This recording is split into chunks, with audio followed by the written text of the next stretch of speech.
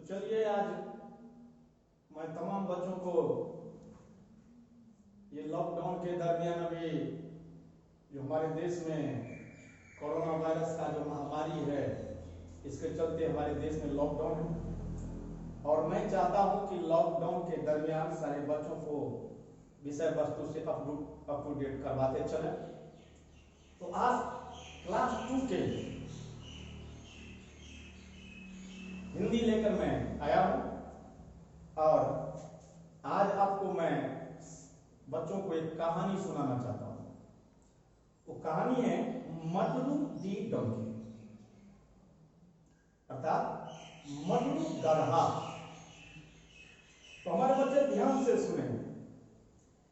ये जो प्रस्तुत कहानी, इस कहानी में एक व्यापारी गधे पर सामान लादकर लाने और ले जाने का काम करता था, लेकिन वह गधा प्रतिदिन कोई न कोई बहाना बना करके नदी में बैठ जाता था। तो एक दिन व्यापारी ने उसको सबक सिखाया। और कैसे सबक सिखाया, तो बच्चों ध्यान से इस कहानी को सुनेंगे। मटरू गधा। एक व्यापारी था। वह एक दिन सामान खरीदने के लिए गया और वह क्या करता था, तो वह व्यापारी एक जगह से सामान खरीदता था और दूसरी जगह जाकर के बेच देता था। बस यही काम करता था। उसके पास एक गधा था। उस गधा का नाम मटरू था। व्यापारी उसी पर सारा सामान लाद कर लाता भी था और बेचने के लिए भी ले जाता था। संयोग से एक दिन व्यापारी सोचा और सुना कि आज बाजार में नमक बहुत सस्ता, बहुत कम दर पर मिल रहा है, बहुत कम दाम में, तो क्यों ना नमक ही खरीद कर बेचा जाए।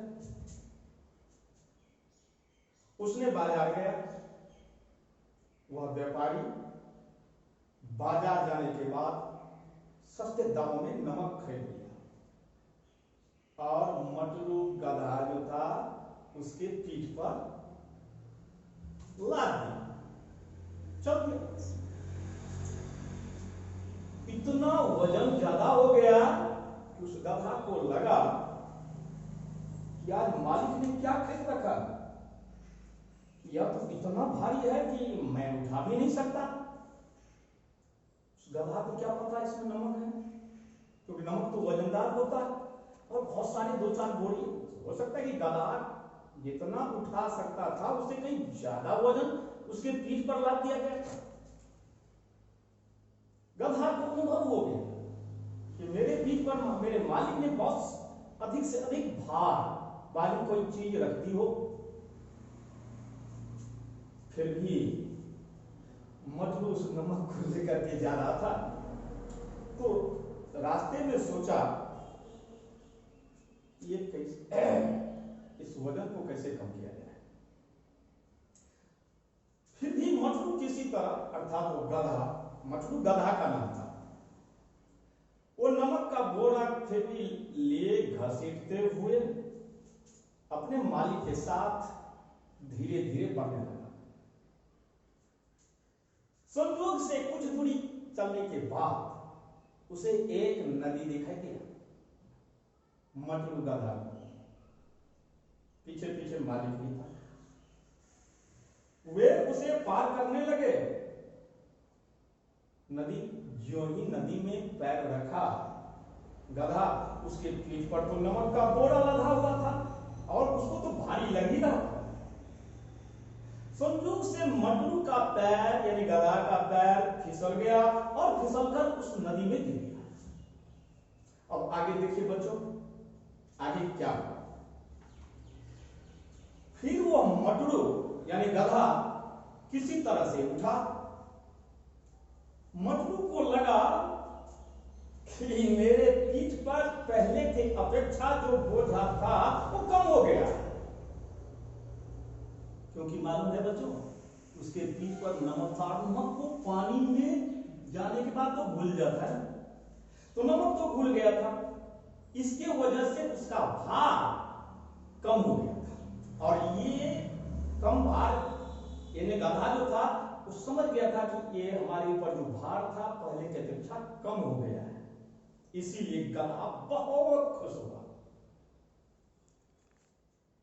एक दिन के बाद व्यापारी फिर मजदूर को साथ लेकर नमक खरीदने के लिए गए।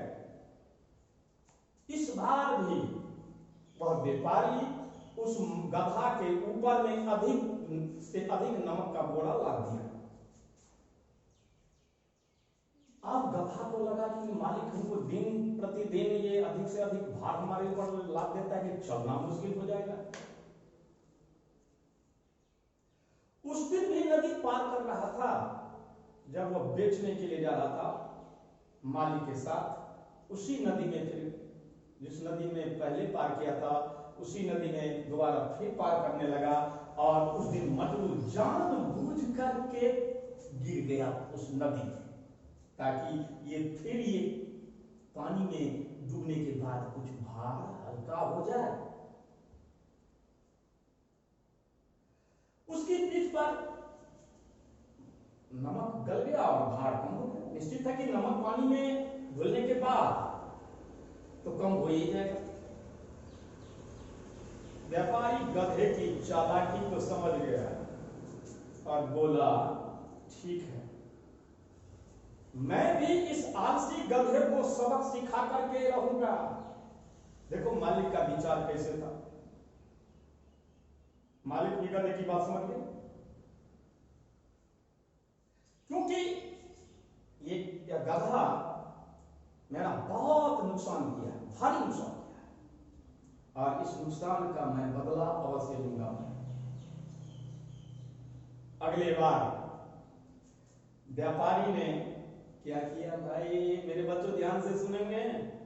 अगली बार व्यापारी ने नमक नहीं खरीदा, नमक के बजाय रुई खरीद ली। देखिए व्यापारी भी बहुत चालाक और होशियार भी था, रुई खरीद लिया और गधे की पीठ पर रुई लाद दी।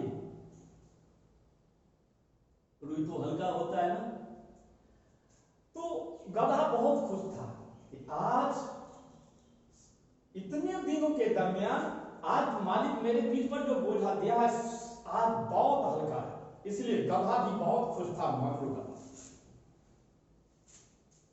और जब हम पानी में बैठेंगे और पानी में जाएंगे भूल जाएंगे तो और कम हो जाएगा, क्योंकि उसको पहले 2 बार नमक की गोली पानी में, यानी एक बार तो जानबूझ के, एक बार तो पहले वैसे फिसल गया था, दूसरी बार जानबूझ कर फिसल गया था, जो नमक गल गया था उसका बोझा कम हो गया था। आदत तो वही था गधा, सोचा कि आज जो हल्का तो है और पानी में डूबने के बाद और हल्का हो जाए, इसलिए रुई का बोझा लेकर के वह ज्यों ही नदी के पास पहुंचा तो जानबूझ करके वह गधा पानी में डूब गया, बैठ गया,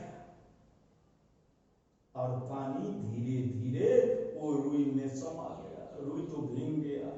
बच्चों रुई में क्या होता है कि रुई भीगने के बाद वो वजन ज्यादा हो जाता है, तो जब पानी रुई में भरने लगा और रुई अधिक भारी होती गई, लेकिन जब गधा उठा तो गधा ने कहा कि ओहो आज तो क्या हो गया, आज तो बहुत भार, अधिक से अधिक भार महसूस हो रहा है मेरे ऊपर, इतना वजन डाल दिया गया ऐसा।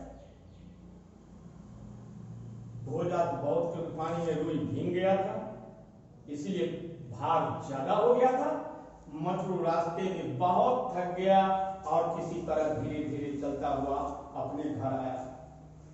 तो बच्चों हमें किसी काम में घबराना नहीं चाहिए, पहली बात, राइट, और न ही कोई गलत कार्य करना चाहिए। गलत कार्य करने से कार्य बिगड़ जाता है और जिसकी हमें हानि उठानी पड़ती है। इसीलिए बच्चों कभी गलत नहीं सोचें, कभी गलत काम नहीं करें। जो हम आज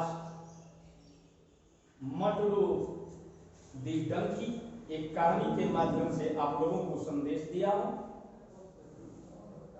और इस कहानी से हमें यही बात सबक मिला है कि हमें कभी काम से घबराना नहीं चाहिए और किसी काम को पीछे नहीं छोड़ना चाहिए। धन्यवाद।